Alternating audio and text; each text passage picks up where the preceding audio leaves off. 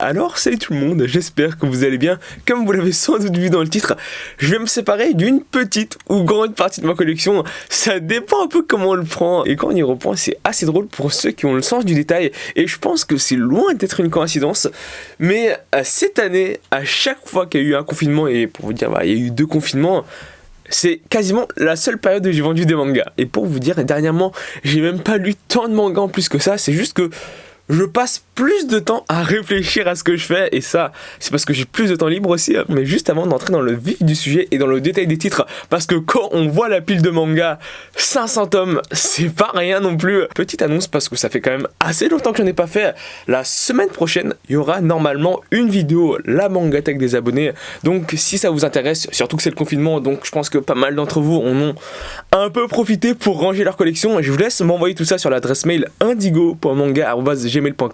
Je vous mets ça dans la description. Donc pourquoi est-ce que j'ai décidé de vendre autant de mangas d'un coup? Alors pour les petits malins qui s'amuseraient à mettre en commentaire où est-ce que tu les vends et est-ce que tu peux me les vendre, faut savoir que la plupart des séries sont déjà vendues, et dans tous les cas, je ne vends pas des mangas sur la chaîne. Pour vous dire, c'est déjà arrivé très souvent, et même pour vous donner un peu des chiffres, je pense que une fois sur 3, quand je fais des remises en main propre, je vends des mangas à des abonnés. Et donc c'est vraiment le fait que je vende des mangas à des abonnés en passant par la chaîne YouTube que je trouve assez dérangeant, si je me trompe pas, et normalement ça ne devrait pas être le cas.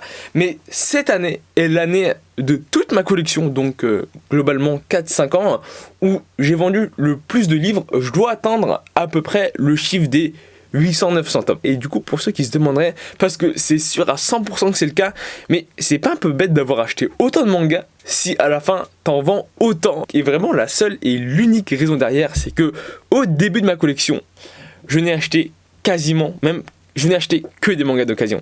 Et quand t'achètes des mangas d'occasion, c'est pas exactement la même chose que quand t'achètes des mangas neufs. Parce que forcément, et ça peut paraître bête, mais quand tu mets 7,40€ ou 7,50€ ou 7,20€ dans un manga, tu réfléchis à 2 fois avant de l'acheter. Alors que quand il y a des gens qui te vendent des mangas à 1 ou 2€ et qui te vendent des lots, et que des fois tu te dis ouais, c'est peut-être pas trop mal, je peux vous garantir que souvent je prenais le lot. Surtout que contrairement au neuf, et là c'est logique, mais quand une annonce elle est vendue, tu peux plus l'acheter. Donc il m'arrivait très souvent de faire des achats de 200, 300, 400 tomes d'un coup, parce que de 1, c'était pas trop cher, et de 2, l'occasion était plutôt belle. Et à partir de là, et c'était en soi même pas si longtemps que ça, il y a 1 an et demi, 2 ans, j'ai commencé à faire des gros tris. Quand je dis gros tris, c'est que je vendais plus de 200, 250 mangas d'un coup.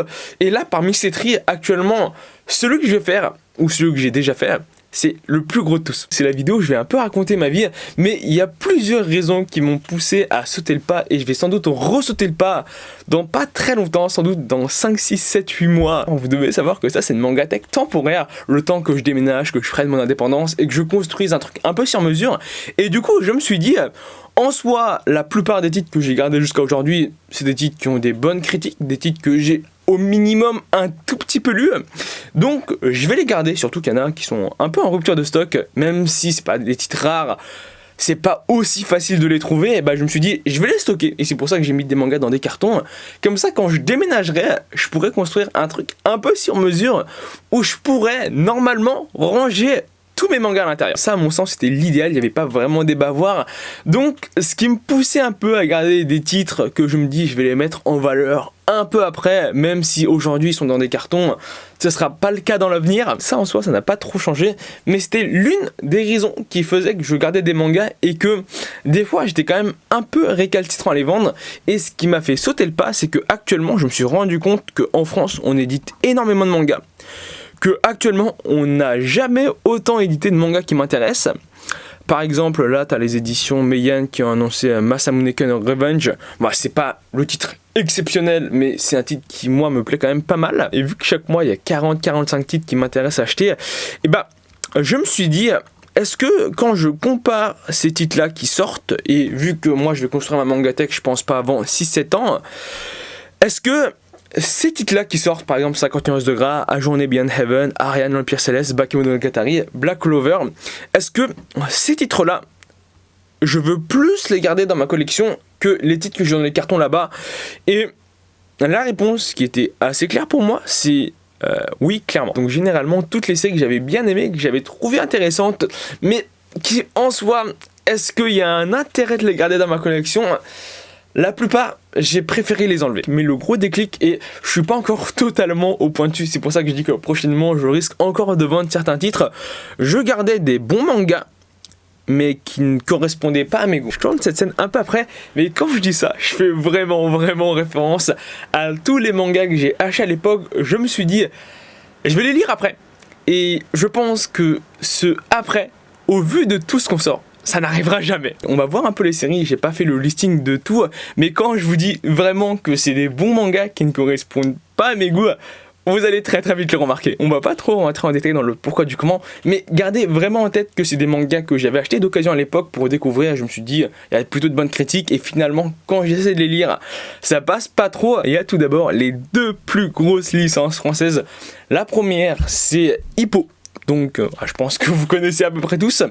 Et la deuxième, c'est Détective Conan. Ça, c'est deux séries que je gardais en plus parce qu'il y avait de bonnes critiques, parce que c'est des grands classiques en France. Détective Conan, j'ai un peu hésité à le vendre, mais je me suis dit, je suis pas un grand fan des mangas détectives. J'ai essayé de lire les 3-4 premiers tomes avant de les vendre, et du coup, j'ai pas du tout attaché. J'avais un peu regardé l'anime quand j'étais petit, mais ça ne m'a pas plus marqué que ça. Et le truc avec Hippo, c'est que de base, vous devez savoir que je suis pas un grand fan de manga de sport, mais j'ai lu Rikudo il y a pas très longtemps, même avant d'acheter Hippo, et je me suis dit, bon, je kiffe les mangas de boxe, et en fait, non, je n'aime pas les mangas de boxe. J'aime bien Rikudo, mais Hippo, c'est trop dans cet esprit, on fait du sport pour faire du sport. Je vais me faire incendier une autre série de boxe et une licence culte que je vais vendre, c'est Ashita no Joe, parce que déjà, de 1, comme je l'ai dit, c'est un manga de sport et de boxe en général, mais le truc, c'est que, en plus de ça, c'est un manga rétro. Et comme je l'ai dit, c'est des goûts très personnels, mais c'est un manga rétro.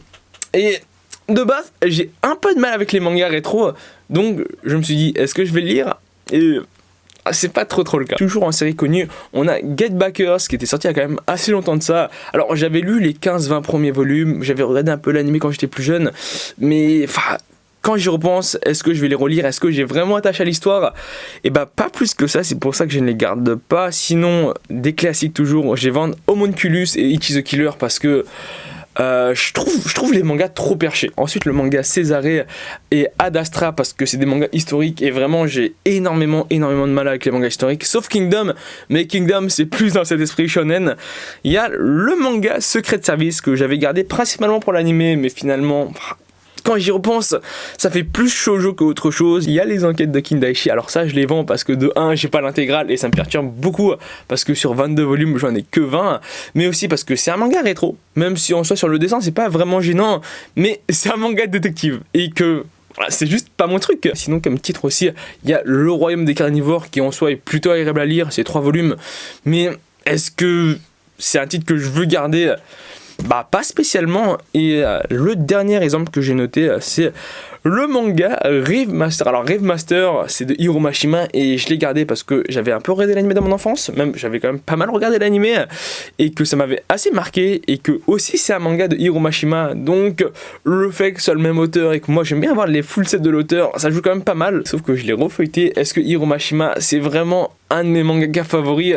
Je l'aime bien, mais de là à dire ça, c'est quand même un peu beaucoup. Sinon après ça c'est pas vraiment un argument, mais Rave Master, faut se dire que moi je trouve les tranches quand même un peu moches quand tu les ranges dans une collection, donc ça a quand même un peu joué aussi. Je pense que c'est vraiment nécessaire de tout le temps faire du tri pour à la fin, et c'est toujours pas mon cas, même si avec le temps on va tendre à s'en rapprocher, ne garder que l'essentiel. C'était à peu près tout ce que j'ai à vous dire, j'espère que la vidéo vous a plu. Si c'est le cas, n'hésite pas à t'abonner, c'est le plus important, à laisser un commentaire, à laisser un pouce bleu. Allez, je te dis à la prochaine, allez, salut!